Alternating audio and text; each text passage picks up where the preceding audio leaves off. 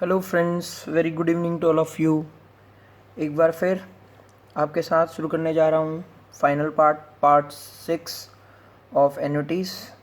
उम्मीद करता हूँ इस पार्ट में हम लोग सभी टॉपिक्स कवर कर लेंगे। आइए थोड़ा मैं लास्ट वीडियो से आपको कनेक्ट करते हुए जो हमने पढ़ा था उसको थोड़ा सा रिवाइज़ करते हैं और फिर आगे बढ़ते हैं। आइए फ्रेंड्स, ये जैसे कि आप स्क्रीन पे देख पा रहे हैं ऑर्डिनरी एन्युटी, एन्युटी ड्यू और परपेचुटी।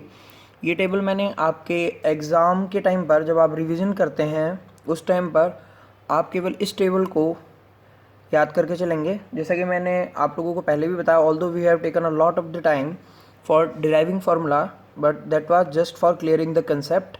लेकिन अब जो हमने आगे क्वेश्चन करने हैं उसके लिए, क्योंकि हमें मात्र 2 घंटे मिलने हैं और जिसमें हमें 100 क्वेश्चंस के आंसर देने हैं।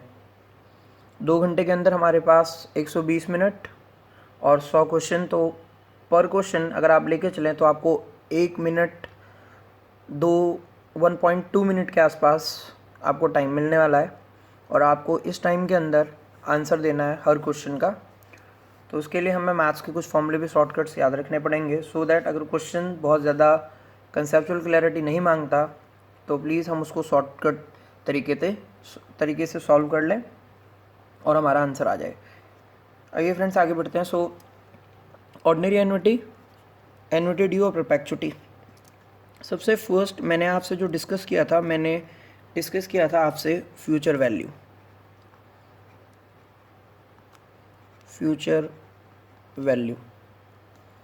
तो मैं आपको याद दिलाता हूँ, मैंने फ्यूचर वैल्यू जो निकाली थी ऑर्डिनरी एन्युटी की, हमने ये माना था x रुपीज़ अगर आप इन्वेस्ट कर रहे हैं at the end of given time interval for n number of time interval at r rate of interest, तो आपको n नंबर ऑफ ईयर के बाद इतना अमाउंट वापस मिलेगा। सो फ्रेंड्स, जैसे कि आप देख पा रहे हैं, it is x into 1 plus r raise to the power n divide by r minus 1, जहाँ पर कि n नंबर ऑफ ईयर के लिए आपने x रुपीज़ इन्वेस्ट किया और मेरा r रेट ऑफ इंटरेस्ट है। ये है मेरी ऑर्डिनरी एन्युटी।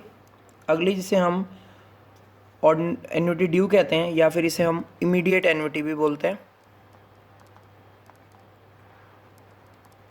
जहाँ पर फर्स्ट पेमेंट या फिर जो रिसीप्ट है वो टाइम इंटरवल के बिगनिंग में शुरू होती है। फॉर एग्जांपल मैंने आपको पहले भी बताया था, जैसे कि रेंट की पेमेंट अगर मैं कहीं पर किराए पर लेता हूँ तो जनरली फर्स्ट डे जिस दिन मैं एंटर करूँगा उस दिन मुझे रेंट की पेमेंट करनी पड़ती है और सब्सिक्वेंटली नेक्स्ट मंथ फर्स्ट को या फिर 10 तारीख को रेंट फिक्स हो जाता है। आइए इस तरह से अगर मैं एक इन्वेस्टमेंट x रुपीज़ की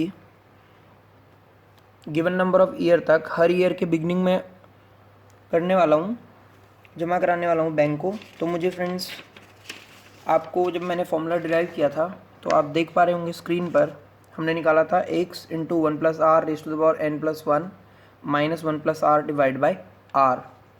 तो ये हो जाएगा आपके पास 1 plus r raise to the power n plus 1 minus 1 plus r raise to the power divide by are.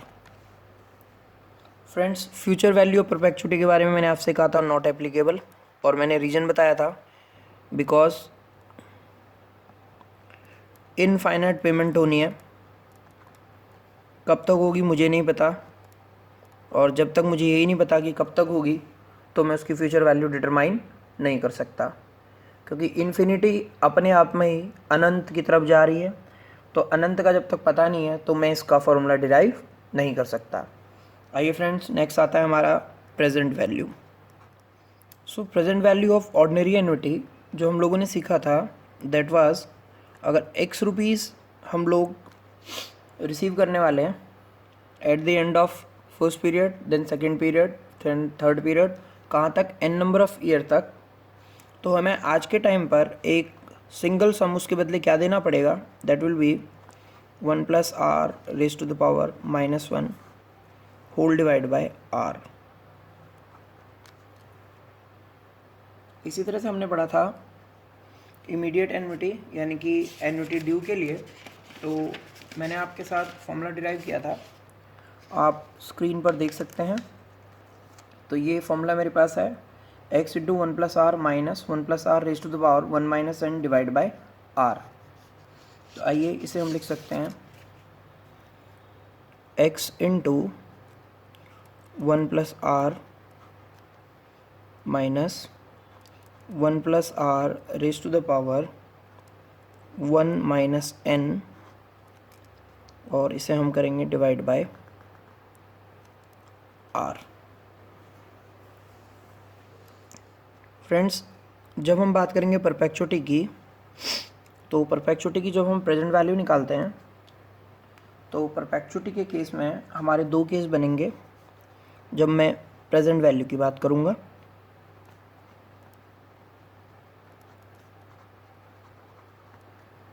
सबसे पहला ये सवाल उठेगा, जो मेरी परपेचुटी है वो कौन सी है? क्या ये ऑर्डिनरी है?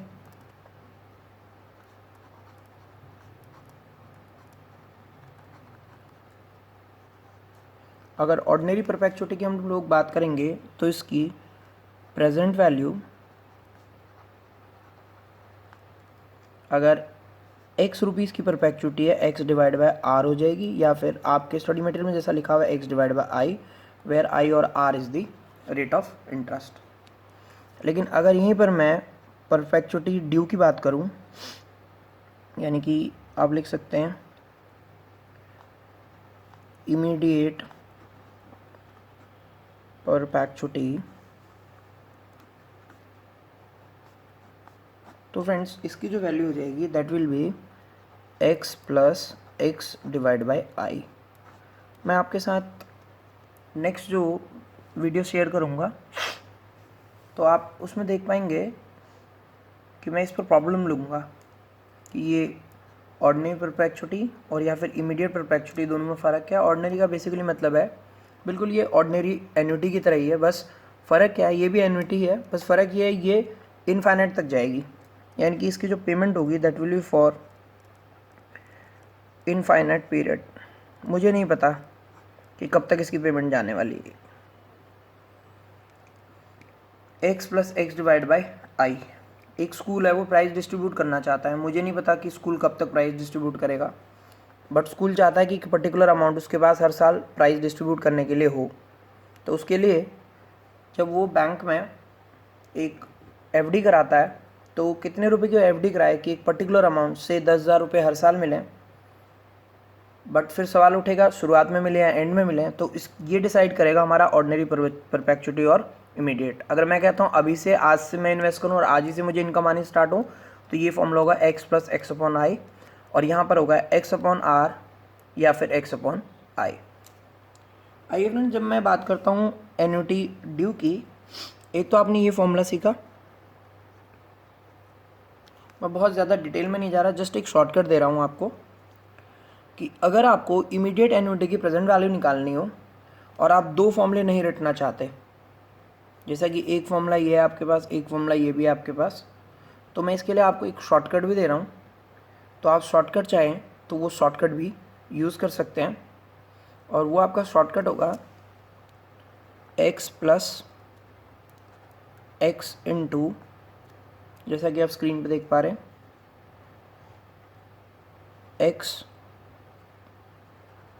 One minus one plus r raise to the power minus one whole divide by are.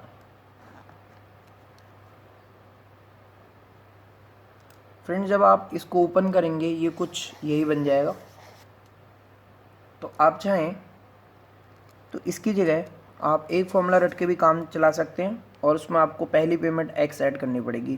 Question solve कराते हुए आपको डेफिनेटली बताऊंगा कि ये दोनों सेम कैसे हैं, इनका इम्पैक्ट एक जैसा कैसे है। तो उम्मीद करता हूँ ये आपको कंसेप्ट बहुत अच्छी तरह से समझ में आ गया होगा, और इसमें आपको कोई दिक्कत भी नहीं आएगी। फ्रेंड्स, यहाँ पर one plus r raise to the power minus n होना है, इसी तरह से यहाँ पर भी ये माइनस एन हो जाएगा, माइनस वन नहीं माइनस एन रहेगा। सो आई होप ये सारा concept future value x into one plus r raise to the power n minus one divide by r. देखिए कुछ ज़्यादा मुश्किल नहीं है, ये future value of ordinary annuity है। यहाँ मैं एन्युटी ड्यू की बात करूँ तो ये सब है और ये सब आप देख रहे हैं। आइए फ्रेंड्स, यहाँ पर एक नई चीज़ और लेके आ रहा हूँ। एक हमारा कंसेप्ट यूज़ होगा, अभी मैं आपसे थोड़ी देर में डिस्कस करने वाला, जिसे हम कहते हैं sinking fund. Sinking fund, sinking fund बिल्कुल ऑर्डिनरी एन्युटी है। It is exactly ordinary annuity. और ये एग्ज़ाम में हमसे क्वेश्चन क्या पूछेगा, और सिंकिंग फंड की जब हम बात करते हैं, ये बिल्कुल मैंने कहा ऑर्डिनरी एन्युटी है। और जब भी ये मांगेगा, ये हमसे हमेशा फ्यूचर वैल्यू के बारे में बात करेगा, यानी कि sinking fund means nothing but future value. Although मैं चाहता नहीं था कि स्टार्ट में इसको लेके आऊँ, बट कोई नहीं, थोड़ा स्पेस है तो मैं इसको यूटिलाइज़ करने की कोशिश कर रहा हूँ। सिंकिंग फंड फ्यूचर वैल्यू, ये फ्यूचर वैल्यू होता है। क्या होता है, एक कंपनी है, उस कंपनी को 10 साल बाद अपने डिवेंचर्स की पेमेंट करनी है, और डिवेंचर्स की पेमेंट करने के लिए वो एक फ़ंड बना रही है, उस फंड का नाम है सिंकिंग फंड।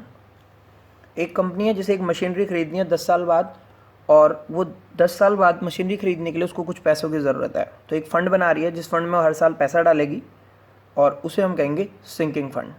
तो ये फ्यूचर वैल्यू ऑफ एन्युटी है कि एक पर्टिकुलर अमाउंट आप n नंबर ऑफ़ ईयर तक जमा कराएंगे बैंक में, और उसके बाद बैंक से इंटरेस्ट के साथ उस पैसे को वापस ले लेंगे, और आपकी जो ज़रूरत है उस ज़रूरत के लिए आप इसे यूज़ कर लेंगे। तो आई होप ये सिंकिंग फंड हमेशा जब भी आएगा तो इससे हम फ्यूचर वैल्यू से कोरिलेट करते हैं। मैं आपको जब कराऊंगा तो आपके साथ इसको दोबारा से डिस्कस करूंगा। ये फ्रेंड्स मेरा थर्ड। आइए फोर्थ, इसी से रिलेटिंग आता है मेरा डेप्रिसिएशन, यानी कि आप ये भी कह सकते हैं डेप्रिसिएशन।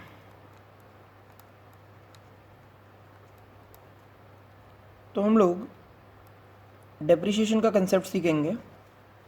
एक मशीनरी की WDV निकालने के लिए हमारे से पूछा जाता है, यानी कि we have to calculate WDV of machinery.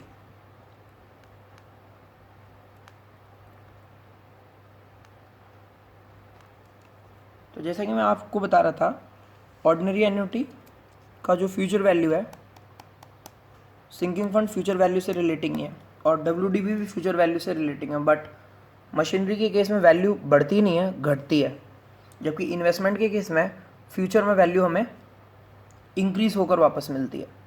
तो डेप्रिसिएशन के लिए जो हम WDV ऑफ मशीनरी कैलकुलेट करेंगे, तो फ्रेंड्स इसके लिए मैं जो फॉर्मूला यूज़ करता हूँ उसमें हम ये मान के चलते हैं कि वैल्यू में डिक्लाइन आएगा। तो ये मैं एन्युटी ड्यू के नीचे लिख रहा हूँ। प्लीज़ ये मत सोचिएगा कि इसमें एन्युटी ड्यू का फॉर्मूला लगना है। WDV ऑफ मशीनरी अगर निकालनी होगी तो मैं मान के चल रहा हूँ कि अगर मेरे P मशीनरी की वैल्यू है और n नंबर ऑफ़ ईयर्स तक मैंने इस मशीनरी को यूज़ किया, और R रेट से अगर ये डेप्रिशिएट हो रही है तो इसकी ये WDV हो जाएगी after n number of years, after n number of years.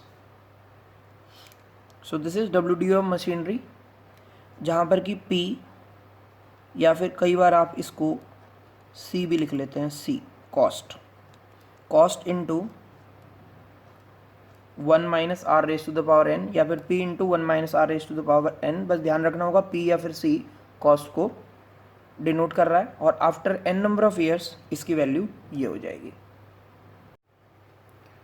आइए फ्रेंड्स, आगे मैं जो आपसे डिस्कस करने वाला हूँ ये है some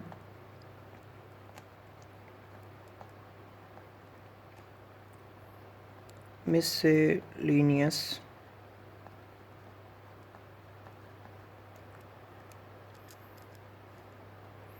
topics.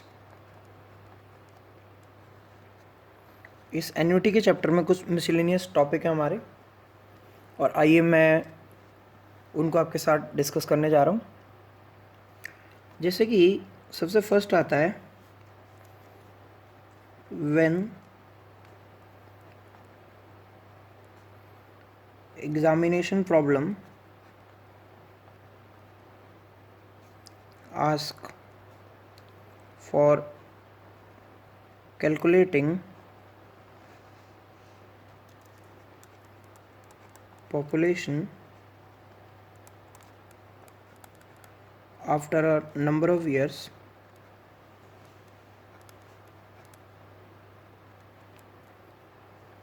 we always use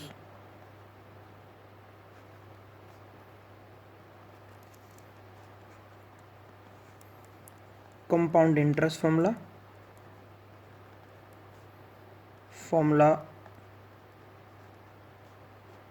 for single sum. Reason क्या है?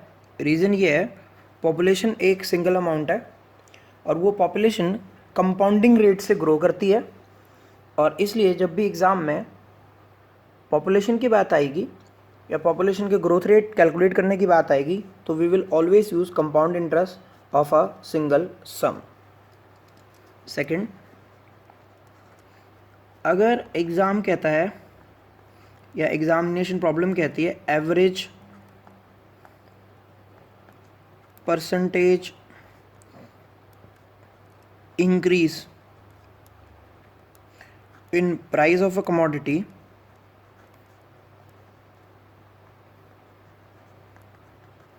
या फिर इन्फ्लेशन की बात कहता है और इन्फ्लेशन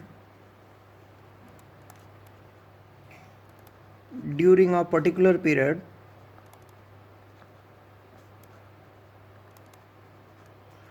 we always use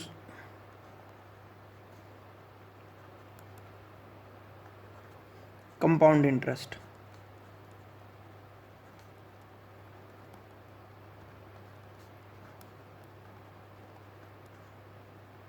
ये थोड़ा उन लोगों के लिए जो नॉन मैथ स्टूडेंट हैं, और एक हमारी आदत है, हमें शॉर्टकट चाहिए होता है. सर बता दो, अगर याद ना रहा तो क्या होगा, तब आप ये अप्लाई करेंगे. इसी तरह से अगर आपका क्वेश्चन आपसे मांगता है instalment of loan,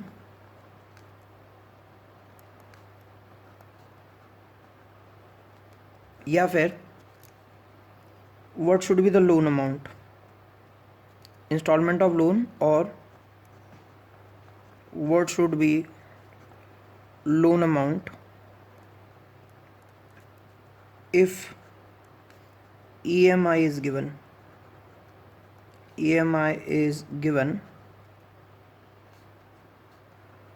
we will always use present value.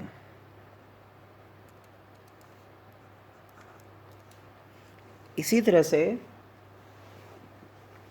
अगर मुझसे मांगा जाएगा WDV of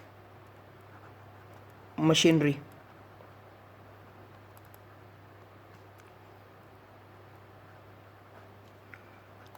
after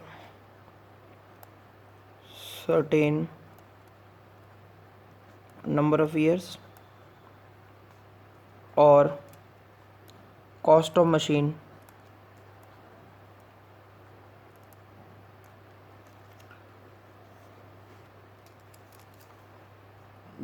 then also we use compound interest. लेकिन मैं यहाँ पर फॉर्मूला में, जहाँ पर कंपाउंड इंटरेस्ट में हम लोग P into 1 plus R raise to the power n लिखते हैं, वहाँ पर हम C इंटू 1 माइनस R लिखेंगे raise to the power n. क्यों? क्योंकि डेप्रिशिएशन के केस में या मशीनरी के केस में मशीनरी डेप्रिशिएट होती है, वैल्यू कम होती है, और जबकि इंटरेस्ट के केस में वैल्यू बढ़ती है. तो जब भी हम कंपाउंड इंटरेस्ट का फॉर्मूला यूज़ करते हैं जनरली सिंगल सम वाला, आपको याद हो तो ये था P into 1 plus R raise to the power n is equal to A. But यहाँ पर कॉस्ट को हम लोग डेप्रिशिएट करते हैं, कम करते हैं, धीरे धीरे डेप्रिशिएट होती जाती है, इसलिए हम माइनस का साइन यूज़ करते हैं. फिफ्थ, जब भी हमारी एग्जामिनेशन प्रॉब्लम बात करेगी लीजिंग के बारे में, जो कि मैं आपके साथ आगे डिस्कस करने वाला हूँ, या फिर कैपिटल एक्सपेंडिचर के बारे में, या फिर valuation of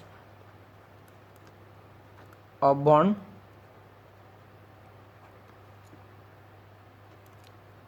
we always use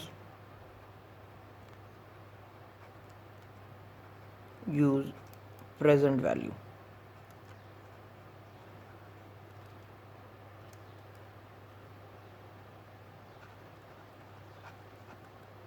concept. So friends, मैंने आपके साथ समराइज़ किया कि जब भी पॉपुलेशन कैलकुलेट करने की बात आएगी, या फिर आपसे पूछा जाएगा किस रेट के साथ, किस एवरेज परसेंटेज रेट के साथ पॉपुलेशन इंक्रीज़ कर रही है, तो हमेशा हम लोग कंपाउंड इंटरेस्ट यूज़ करेंगे। इसी तरह से अगर मुझे average percentage increase in price of a commodity निकालना है, या फिर इन्फ्लेशन का रेट निकालना है, तब भी हमेशा मुझे कंपाउंड इंटरेस्ट यूज़ करना है। तो ये दो केस बहुत ज़्यादा इम्पॉर्टेंट है। और मशीनरी के केस में कंपाउंड इंटरेस्ट लगाना है, लेकिन हमने बाहर बीच में साइन ये नेगेटिव यूज़ करना है, क्योंकि मशीनरी के केस में जब डेप्रिसिएशन होगा तो वैल्यू घटेगी, एप्रिशिएट नहीं होगी, तो इसलिए वैल्यू कंपाउंड नहीं होगी बल्कि डिक्रीज़ होएगी। बट अगर मैं बात करता हूँ इंस्टॉलमेंट ऑफ लोन की, या फिर लोन अमाउंट कितना होना चाहिए, अगर मैं इतना ईएमआई देने को हर साल तैयार हूँ, तो हम लोग यूज़ करने वाले हैं फ्रेंड्स प्रेजेंट वैल्यू। इस केस में हम लोग प्रेजेंट वैल्यू यूज़ करने वाले हैं। इसी तरह से अगर examination problem leasing, capital expenditure, valuation of bond को लेकर होती है, जो कि मैं आने वाली अपनी आगे की वीडियो में डिस्कस करने वाला हूँ, तो we are going to use present value concept. So I hope ये इशू आपको क्लियर हो गया होगा कि इन दो केसेस में मैंने प्रेजेंट वैल्यू यूज़ करनी है। यहाँ पे कि लीजिंग की बात आएगी फर्स्ट, दूसरा कैपिटल एक्सपेंडिचर यानी कि कोई प्लांट एंड मशीनरी लगाने की बात, या फिर किसी प्रोजेक्ट में हम पैसा लगाने वाले हैं, कोई फैक्ट्री खोलने वाले हैं।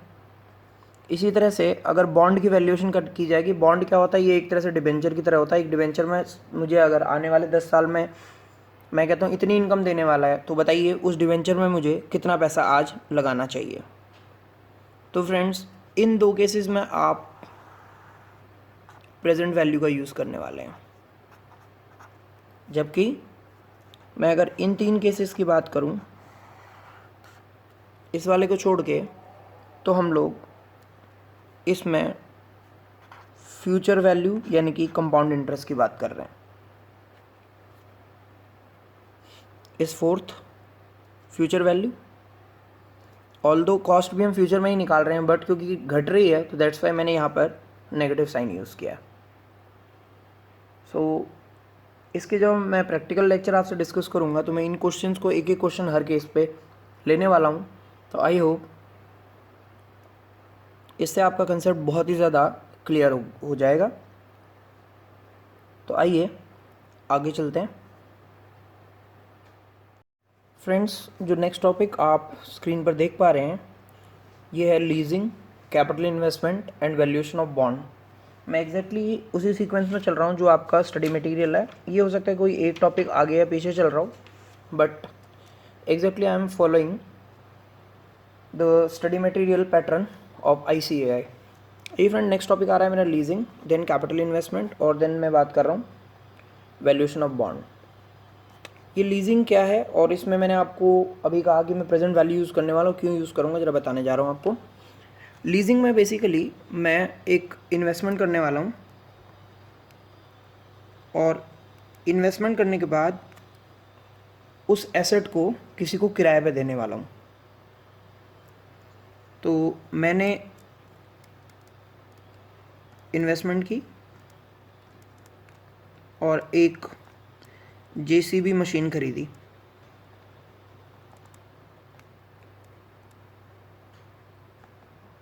और फ्रेंड, इस जेसीबी मशीन को मैंने रेंट पे दे दिया, जिसको टेक्निकली आजकल लीज भी बोलते हैं।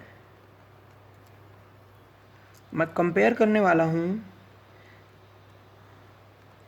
इस लीज पे देने के बाद जो मुझे लीज रेंट आ रहा है। मैंने आज मशीन खरीदी और मुझे अगले 10 साल तक इस मशीन को किराए पे देने से लीज रेंट आने वाला है। तो मैं ये चेक करने वाला हूँ इस लीज रेंट जो कि मुझे आगे n नंबर ऑफ ईयर तक आने वाला है, उसकी present value. Present value means इस लीज रेंट जो मुझे आने वाले ईयर में मिलने वाले हैं उनकी आज की डेट में वैल्यू क्या है। दैट मीन्स ये जो फ्यूचर के present value of future lease rentals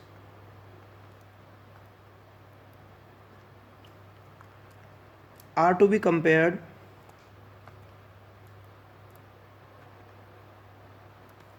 with investment।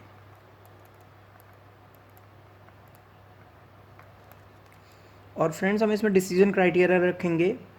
अगर present value of future lease rental ये ज़्यादा हैं किससे, इन्वेस्टमेंट से।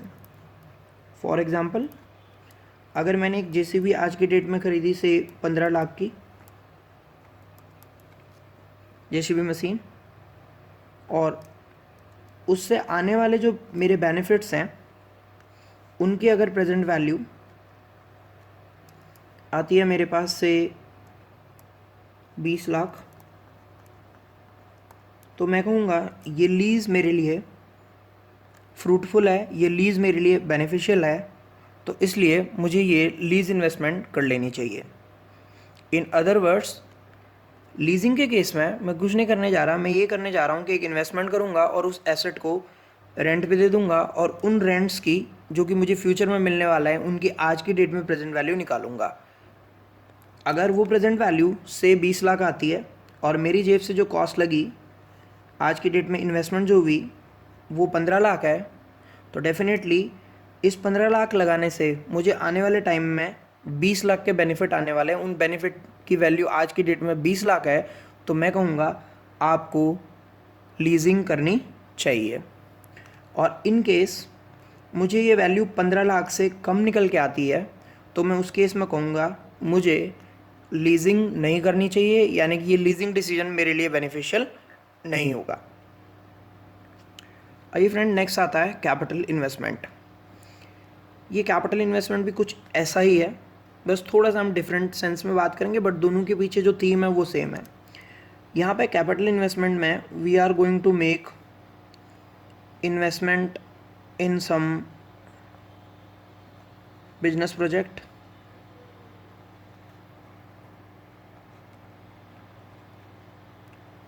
मैं एक आरओ प्लांट लगाने वाला हूँ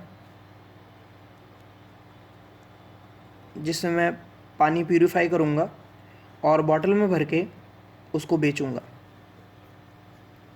तो मैंने आरओ प्लांट लगाया, इसकी मेरे को कॉस्ट पड़ी कुछ से, मैंने 1 करोड़ का प्लांट लगाया और इसके बाद मैं नेक्स्ट 15 ईयर्स तक सेल करने वाला हूँ आरओ वाटर की। जो मैंने नॉर्मल वाटर प्यूरिफाई किया आरओ के थ्रू, मैं इसकी सेल करने वाला हूँ। जैसे कि आप बिस्लरी का बॉटल ले लेते हैं या कोई भी जो नॉर्मल पानी की बॉटल मिलती है आपको पीने की, मैं उससे आने वाले रेवेन्यू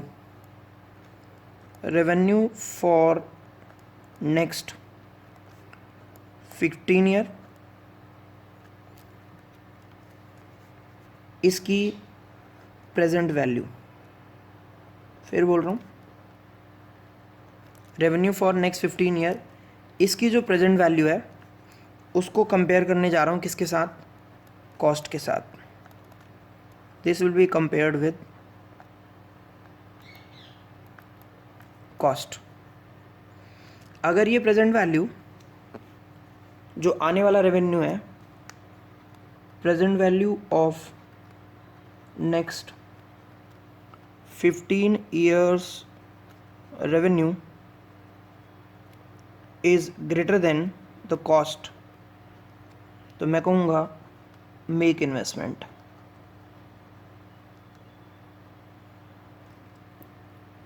और अगर यही केस उल्टा होता है, present value of next 15 year revenue,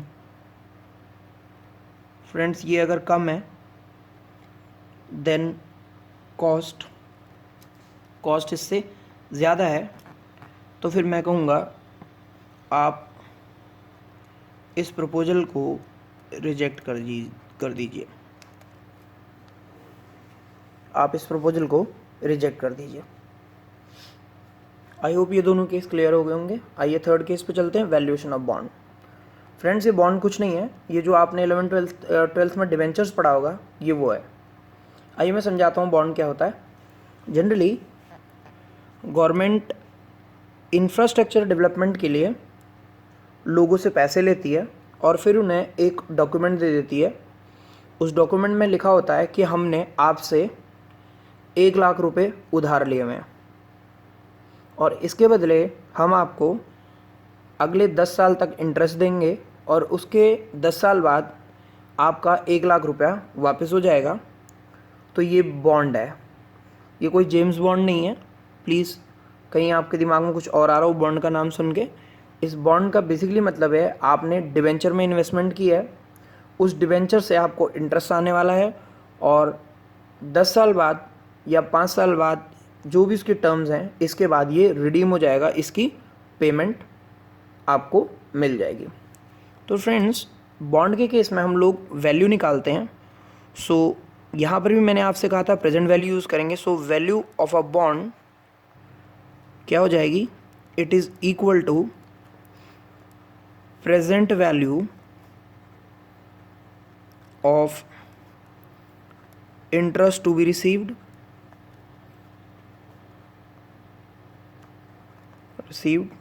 plus present value of principal amount realized in respect of bond।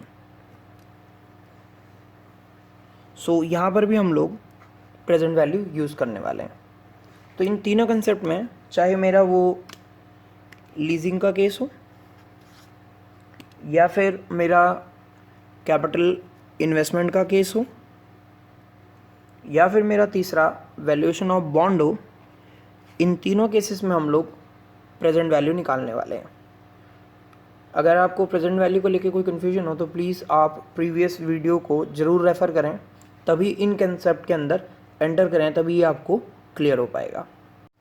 सो जैसा कि आप स्क्रीन पर देख पा रहे हैं, मैंने लिखा है nominal rate of return, then minus किया इन्फ्लेशन और फिर मैंने कहा real rate of return. Friends ये कंसेप्ट भी आपके कोर्स का ही है। आइए ज़रा सा इसको समझने की कोशिश करते हैं। ये क्या कह रहा है, ये कह रहा है nominal rate of return is equal to, अगर मेरे से कहो तो real rate of return plus inflation. यही हुआ ना, nominal rate of return minus inflation is equal to real return. अगर ये है तो इन्फ्लेशन जो माइनस किया राइट पे ले जाइए, is equal to nominal rate of return. Friends ये क्रैम नहीं करना हमने, ज़रा समझने की कोशिश करते हैं। मिस्टर एक्स के पास 1 जनवरी 2020 को 1 लाख रुपीज़ थे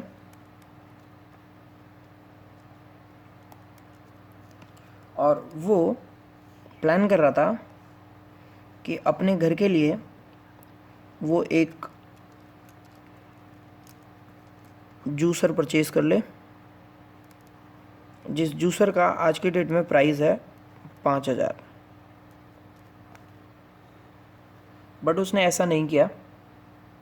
हालांकि कर सकता था 1 लाख में से 5,000 रुपये जूसर के लिए यूज़ कर लेता और 95,000 जमा करा देता, बट उसने सोचा कोई नहीं, अभी मैं नहीं करता, और 1 लाख रुपए उसने KM बैंक में जमा करा दिए। KM बैंक में उसने 1 लाख रुपीज़ जमा करा दिया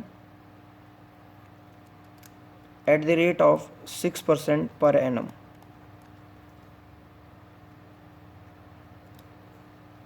सो एक्स, जिसके पास के 1 लाख रुपए हैं, wants to bye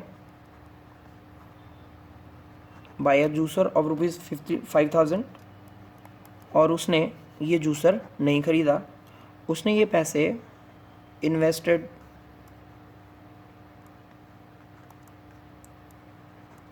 in KM bank 1 lakh at the rate of 6% per annum.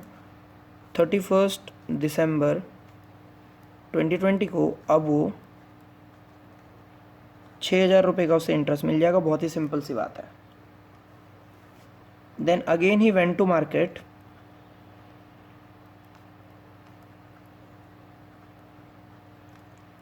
और वही जूसर जो 5,000 रुपीज़ का था, अब उसे 5,000 का नहीं 6,000 रुपीज़ का मिल रहा है, क्योंकि इन्फ्लेशन हो गया और महंगाई के कारण इसका प्राइस बढ़ गया और 5,000 की जगह अब ये 6,000 का हो गया। So friends, what I want to tell you, जो आपका 6,000 रुपये है आपको 31 दिसंबर को मिला, अब वो एक जूसर परचेज कर सकता है जो कि at the beginning of the year 5,000 रुपये का था। इन अदर वर्ड्स, ये 6,000 रुपये जो दिसंबर में आपको मिले वो उतना ही सामान बाय कर पा रहे हैं जितना सामान 5,000 रुपये 1 जनवरी को बाय कर सकता था। तो दूसरे शब्दों में आप ये भी कह सकते हैं ये 6,000 रुपये जो दिसंबर में मिलने वाले उसकी आज प्रेजेंट वैल्यू है। तो फ्रेंड्स, मैं एक्चुअली इससे आपको क्या समझाना चाह रहा हूँ, आपको 6% रिटर्न नहीं मिला। एक्चुअली अगर देखा जाए आपको 5% रिटर्न मिला है। क्यों? क्योंकि इन्फ्लेशन होने के कारण आपने एक्चुअली 6% नहीं कमाया, आपने 5% ही कमाया, क्योंकि जो आपने कमाया वो जिस दिन आपने इन्वेस्टमेंट की उस दिन के 5,000 के बराबर है, और जो कि आपका रेट है 5%। सो एक्चुअली इसे हम कहेंगे रियल रिटर्न, इसे आप कहेंगे रियल रिटर्न, और इसे आप कहेंगे nominal rate of return.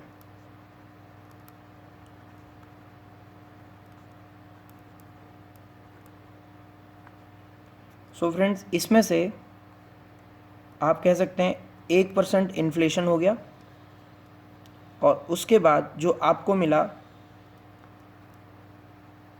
Actually देखा जाए तो वो आपको 5% मिला। So friends, this is the concept of nominal rate of return. Nominal rate of return minus inflation is equal to real rate of return. और इसी तरह मैं कह सकता हूँ nominal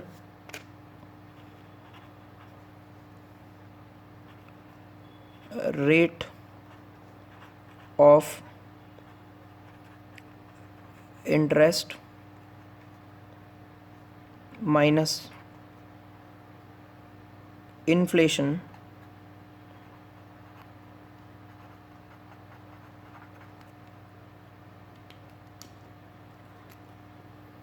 minus inflation is equal to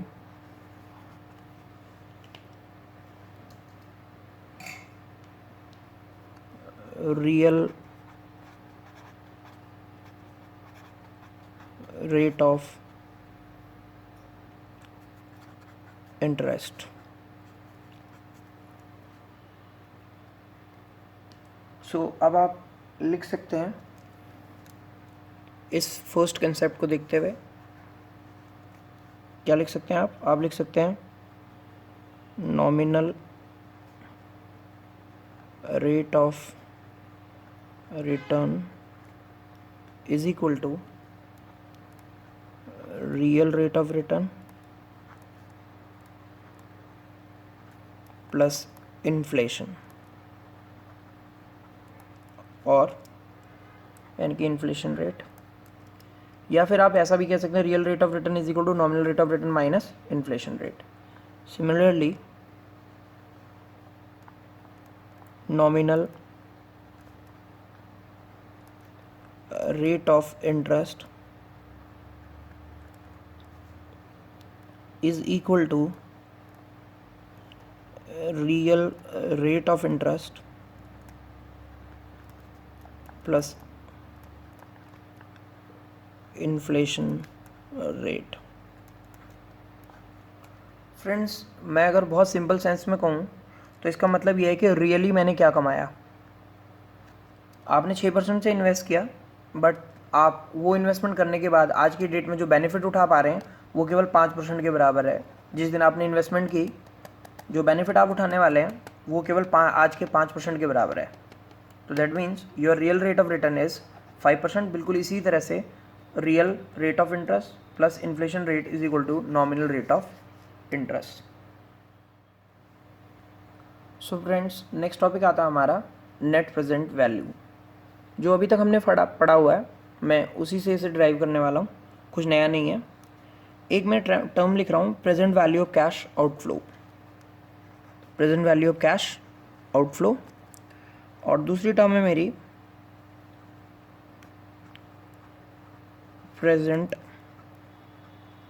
value of cash inflows.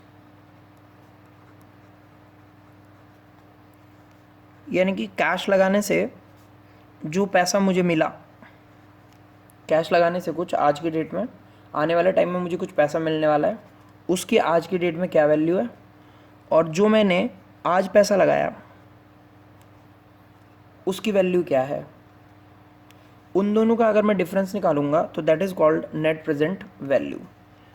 मैं पहले भी आपको टाइमलाइन बना के एक दो बार दिखा चुका हूँ। बेसिकली ये मेरा T0 टाइम पीरियड जिसे हम आज बोलते हैं, ये मेरा T1, ये मेरा T2, ये मेरा T3, और ये मेरा T4, और ये मेरा T5। फ्रेंड्स, ये मेरा ईयर 1, ये मेरा ईयर 2, ये ईयर 3, ये ईयर 4, और ये ईयर 5। आज यहाँ पर खड़ा हूँ मैं, यहाँ पर मैंने 10 लाख रुपीज़ इन्वेस्ट कर दिए, जिसे हम कहते हैं present value of cash outflow. ये मेरा present value of cash outflow है,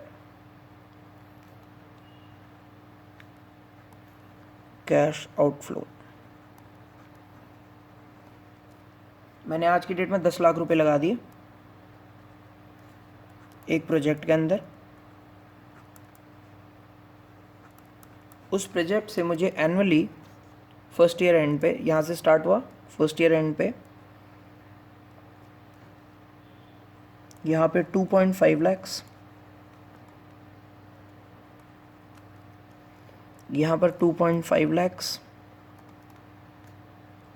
थर्ड ईयर के एंड पे 3 लाख, फोर्थ ईयर के एंड पे 4 lakhs,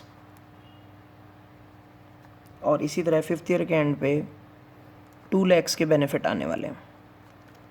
सो फ्रेंड्स, ये मेरे इनफ्लोज हैं 2.5, 2.5, 3, 4 और 2, लेकिन इनका टाइम पीरियड बहुत डिफरेंट है। ये फर्स्ट ईयर एंड है, सेकंड ईयर एंड है, थर्ड ईयर एंड है, फोर्थ ईयर एंड है, और फिफ्थ ईयर एंड है। तो यहाँ पर मैं आपसे बात करूँगा आगे डिस्काउंटिंग की। इन बेनिफिट्स को T1, T2, T3, T4, T5 पे जो बेनिफिट्स आए, इनकी मैं वैल्यू आज की डेट में निकालूंगा। यानी कि ये जो benefit first year and, second year and, third year and, fourth year and, fifth year and पे आया, इसकी वैल्यू मैं आज की डेट में निकालूंगा, यानी कि इस पॉइंट पे निकालूंगा। यानी कि present value of cash inflows निकाले जाएंगे कहाँ पर, T0 पे। ऑल्दो ये इनफ्लोज मुझे first year, second year, third year, fourth year, fifth year पे आ रहे हैं, बट इनकी प्रेजेंट वैल्यू कहाँ पे निकालूंगा मैं, T0 पर। फ्रेंड्स, इसे मैं लिख रहा हूँ A, और इसी तरह से present value of cash outflow क्या हो जाएगा, वो 10 लाख हो जाएगा। ये जो है आपका, इसको मैं लिख रहा हूँ B, यानी कि present value of cash outflow B. तो फ्रेंड जब हम कहेंगे नेट प्रेजेंट वैल्यू, तो ये हो जाएगा मेरा ए, यानी कि present value of cash inflows minus present value of cash outflows. So this is, we will write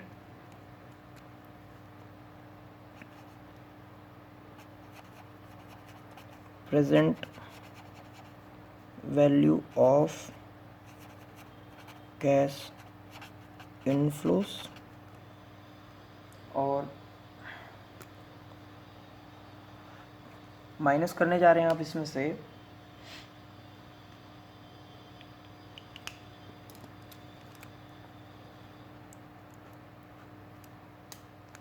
present value of cash outflows, value of cash outflows, जो आपने लिखा था 1A माइनस बी, तो इसे हम कहते हैं नेट प्रेजेंट वैल्यू। फ्रेंड्स ये प्रेजेंट वैल्यू कैसे निकालेंगे हम लोग, ऑल्दो मैंने आपको सिखाया भी है इसके लिए फॉर्मूला, ये एन्युटी है एक्चुअली, ये एन्युटी नहीं है क्योंकि सेम अमाउंट नहीं है। तो जब अमाउंट डिफरेंट होंगे हम वैल्यू कैसे निकालेंगे, मैं एक सेपरेट प्रॉब्लम के थ्रू नेक्स्ट वीडियो जो हमारी प्रैक्टिकल की आएगी, जिसमें मैं सारे कंसेप्ट एक बारी के लिए पूरे के पूरे यूज़ करने वाला हूँ, उसके साथ मैं कवर करूँगा।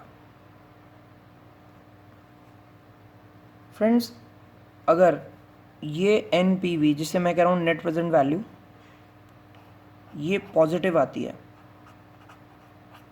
अगर ये पॉजिटिव आती है यानी कि इनफ्लोज की वैल्यू अगर आउटफ्लोज से ज़्यादा है, क्या चीज़ प्रेजेंट वैल्यू, मैं कहता हूँ आप प्रपोजल को एक्सेप्ट कर लीजिए, accept the investment proposal, investment proposal.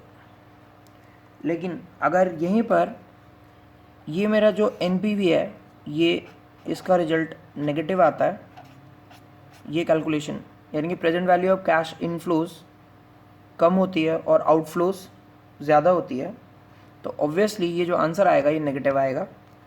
तो हम कहेंगे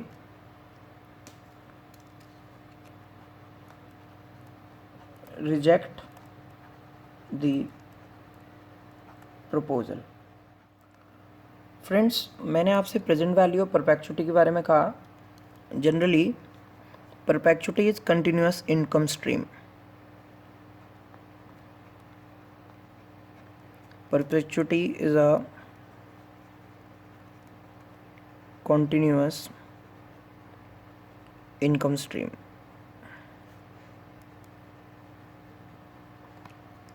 सो मुझे कंटिन्यूस इनकम स्ट्रीम अगर मैं कमाना चाहता हूँ तो आज की डेट में मुझे क्या इन्वेस्ट करना चाहिए। सपोज़ मैं X रुपीज़ अर्न करना चाहता हूँ और R अगर मार्केट रेट ऑफ इंटरेस्ट है या I अगर मार्केट रेट ऑफ इंटरेस्ट है, तो I X divide by I, where I is market rate of interest, I is prevailing market rate of interest और X is the continuous income stream। ये perpetuity is a continuous income stream, और इसकी अगर मुझे present value निकालनी हो तो present value कैसे निकालते हैं हम लोग, तो हम यहाँ लिखते हैं present value X divide by I। For example मुझे बैंक हर साल 10,000 रुपये देने वाला है एंड में, तो मुझे आज बैंक को कितना जमा कराना चाहिए बैंक में, तो मुझे 10,000 रुपये चाहिए, हर साल के एंड में चाहिए, डिवाइड बाय जो भी रेट ऑफ इंटरेस्ट बैंक का होगा, या फिर क्वेश्चन हमें बताएगा इस रेट ऑफ इंटरेस्ट पे आपको रिटर्न मिलने वाला है, तो अगर आपको 10,000 रुपये हर साल चाहिए तो X डिवाइड बाय I इतना अमाउंट आज की डेट में आपको इन्वेस्ट करना चाहिए। यानी कि वो जो X रुपीज़ की 10,000 रुपये की या फिर 1 लाख रुपये की कंटिन्यूस इनकम स्ट्रीम आने वाले ईयर्स में आपको एंड में मिलने वाली है, उसकी आज के डेट में, उसके लिए आपको ये अमाउंट प्रेजेंट वैल्यू जिसके बोलते हैं, ये अमाउंट लमसम इतना जमा कराना पड़ेगा।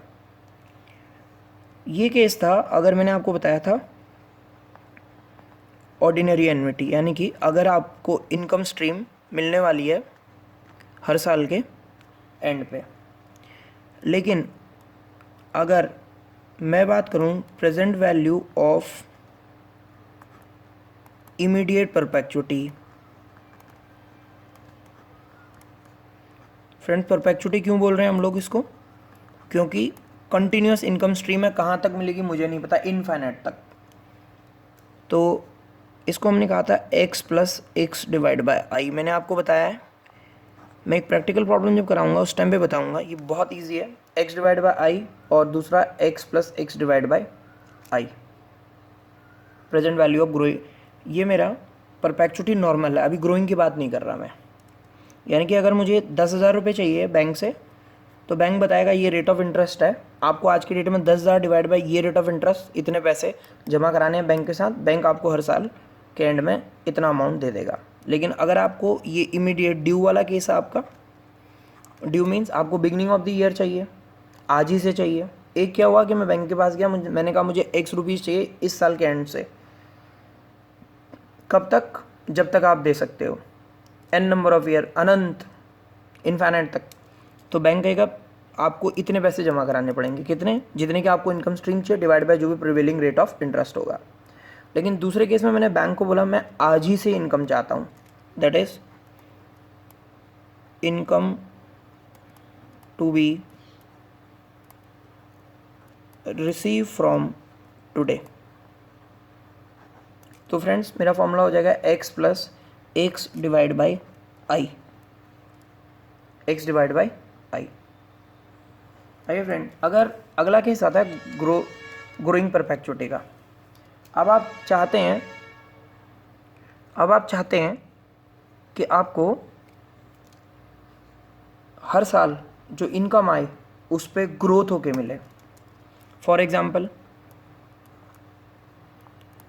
मैं बात करने जा रहा हूँ ग्रोइंग परपेचुटी।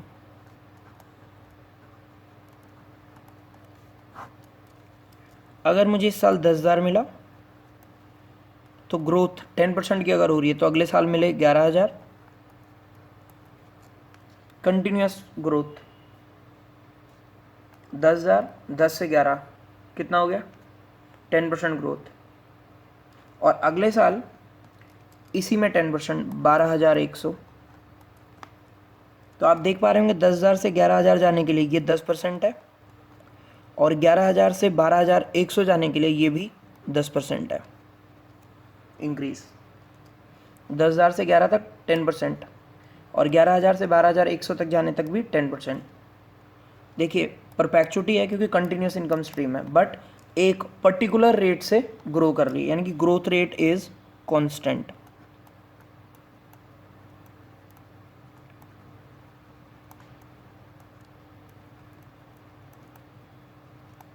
फ्रेंड्स मैंने आप लोगों को कहा था फ्यूचर वैल्यू परपेचुटी की इसलिए नहीं निकाली जा सकती क्योंकि जब तक फ्यूचर का ही पता नहीं है कब तक हमने जमा कराना है या कब तक इनकम आने वाली है, तो उस इनकम की फ्यूचर में जाके क्या वैल्यू होनी चाहिए वो तो हम नहीं निकाल सकते। लेकिन उस इनकम को कमाने के लिए करंटली आज क्या पे करना चाहिए वो ज़रूर निकाला जा सकता है, जिसे हम कहते हैं प्रेजेंट वैल्यू। ये हमने पिछली वीडियो में डिस्कस किया था प्रेजेंट वैल्यू के बारे में। तो अब अगर ग्रोइंग परपेचुटी है तो ग्रोइंग परपेचुटी की जो प्रेजेंट वैल्यू होगी वो क्या होगी। सो फ्रेंड्स आइए जरा बड़ा ध्यान से देखिएगा, ये मेरे पास रहेगा, अगर मेरे को x रुपीज़ की परपेचुटी आने वाली है यानी कि कंटिन्यूस इनकम आने वाली है, तो और prevailing rate of interest I है और हर साल ग्रोथ रेट इसमें हो रहा है g का, g अमाउंट से ये ग्रो हो रही है, तो फिर इसे मैं इसकी प्रेजेंट वैल्यू बोलूँगा। यानी कि कितना अमाउंट इन्वेस्ट करना होगा मुझे इसके लिए, इस तरह की इनकम स्ट्रीम के लिए 10,000 ऊपर आएगा, जो भी रेट ऑफ इंटरेस्ट होगा माइनस 10%। एक्स क्या चीज़ है, ये परपेचुटी का अमाउंट है जो कि कहाँ से शुरू हो रही है 10,000 से।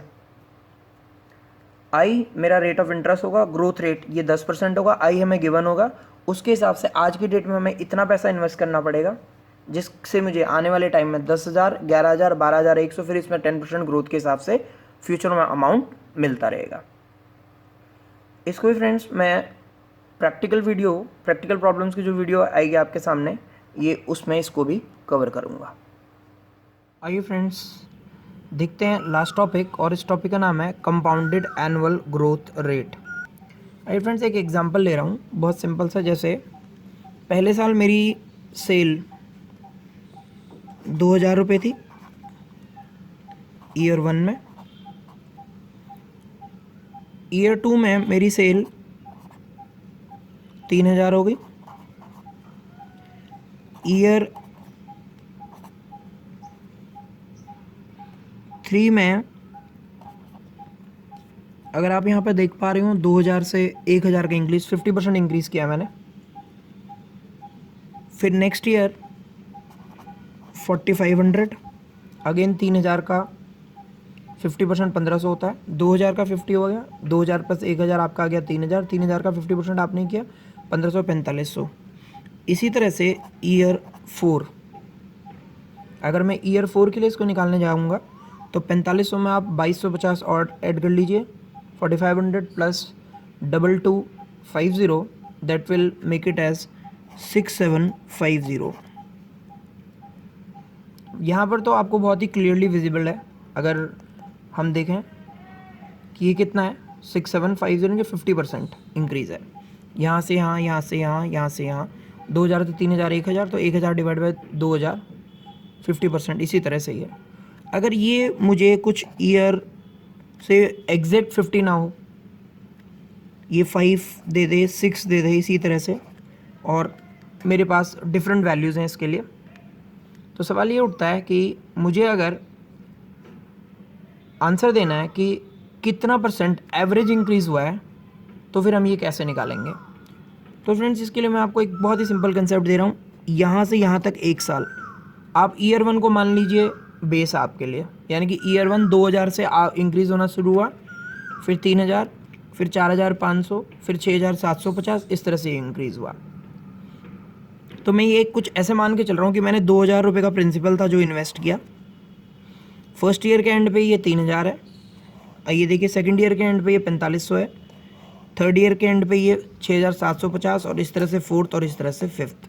थोड़ा सा आपको एक चीज़ का ध्यान रखना है, अगर मेरे पास ईयर इन्वॉल्व कितने हैं, 6 हैं, तो ये देखने में 6 हैं, बट आप ऐसे समझिए कि ईयर 1 का एंड है, क्योंकि ईयर 1 के एंड पे आपको 2000 मिला, ये ईयर 2 के एंड पे मिला 3000, ये ईयर 3 पे मिला, ये ईयर 4 पे, ये ईयर 5 पे, और ये ईयर 6 पे। तो फिर मैं दोबारा बोल रहा हूँ, आपको बहुत ध्यान से समझना है।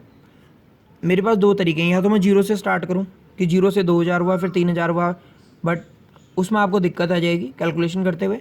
बेटर ये रहेगा कि मैं ये मान के चल रहा हूँ कि 2000 से मेरी कैलकुलेशन शुरू हो रही हैं, यानी कि फर्स्ट ईयर 2000, देन यहाँ से यहाँ 1, 2 साल, 3 साल, 4 साल, 5 साल, या आप ऐसे भी समझ सकते हैं कि 2000 से 3000 तक ग्रो होने में 1 साल लगा, 3000 से 4500 होने में 2 साल, फिर 4500 से 6750, और फिर इधर से इतना, इधर से इतना। ये फिगर्स मैंने दोनों लिखे नहीं है, तो बेसिकली देखने में 6 ईयर है, बट मैं इसको कहूँगा कितना, इसको मैं कहूँगा ये 5 साल है। तो दैट मीन्स 2000 रुपीज़ आपका इनिशियल प्रिंसिपल था, जो कि आर रेट ऑफ इंटरेस्ट से ग्रो हो रहा है। मुझे नहीं पता आर क्या है अभी फ़िलहाल के लिए, क्योंकि आगे की फिगर्स हो सकता है ये 8000 हो, 50%, ज़रूरी नहीं है 50 हो, just I am taking an example, और यहाँ पे 10,000 हो जाएगा। और अब आपसे पूछे कि बताइए ऑन एन एवरेज कितना इंक्रीज़ रहा है, तो 2000 से आपका अमाउंट आज की डेट में हो चुका है 10,000। कितने साल के अंदर, सबसे इंपॉर्टेंट चीज़ समझने की, जब हम देखते हैं 1, 2, यहाँ से यहाँ 3, 4 और 5, तो यहाँ पर हम लिखेंगे 5। फ्रेंड्स जो हम लोग बहुत कॉमन मिस्टेक करते हैं सभी लोग, मैं आपको फिर बता देता हूँ, वो ये करते हैं कि हम यहाँ 6 लिख देते हैं, बट मुझे देखना पहले वाला छोड़ के आपने स्टार्ट करना है। 5 के बाद ये हो गया 10,000, so 1 plus r raise to the power 5 is equal to 10,000 divide by 2000, तो ये आ जाएगा, कैंसिल हो गए 5 is equal to 1 plus r raise to the power 5।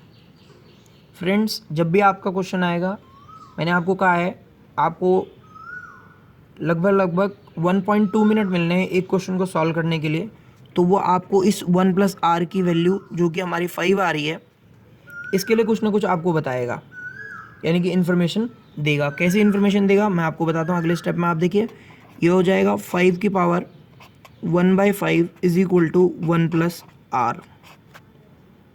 तो इस 5 की पावर 1/5 के बारे में वो आपको ज़रूर बताएगा कि ये वैल्यू क्या है। देन हम लिखेंगे r इज इक्वल टू 5 की पावर 1/5 माइनस 1। इसकी वैल्यू अगर हमें एग्जामिनेशन प्रॉब्लम बताएगी तो हम आराम से r की वैल्यू कैलकुलेट कर पाएंगे। सो फ्रेंड्स, ये तो कंसेप्ट था आपका कंपाउंडेड एनुअल ग्रोथ रेट निकालने का। अब सवाल ये उठा कि मुझे इस कंसेप्ट को एक फॉर्मूले के थ्रू सीखना है कि एग्ज़ाम में अगर कंपाउंडेड एनुअल ग्रोथ रेट आए तो मैं कैसे निकालूंगा। तो आइए अब मैं इन्हीं अमाउंट को लिख रहा हूँ, ये P, ये P1, ये P2 और ये P3, ये P4 और ये P1, P2, P3, P4 और P5। सो फ्रेंड, P से कितना हो गया अमाउंट? P5 इंक्रीज़ होते होते पहले साल 2000, फिर 3000, कुछ ऐसे मैंने आपको एग्जांपल स्टार्ट किया था। सेल मेरी पहले साल 2000, 3000, इस तरह से आज कितने पे? 10,000 पे। P से कहाँ पहुँच गई? P5। एक मिनट, इनिशियली कितनी थी? P, r rate of interest से ग्रो हो गई। इनिशियली थे P और P के बाद आर रेट ऑफ इंटरेस्ट से ग्रो हुई है। सो आइए मैं इसको लिखता हूँ। मेरे पास P अमाउंट था जो कि आर रेट ऑफ इंटरेस्ट से कितने ईयर तक? 1, 2, 3, 4, 5 ईयर तक ग्रो हुआ है। और 5 ईयर तक ग्रो होने के बाद इट बिकम P5। ये P5 हो गया। तो आप कह सकते हैं P5 divide by P is equal to 1+r raise to the power 5। और इसके बाद आप लिख सकते हैं P5 डिवाइड बाय P की power 1/5 is equal to 1+r। And finally आप लिख सकते हैं r इज इक्वल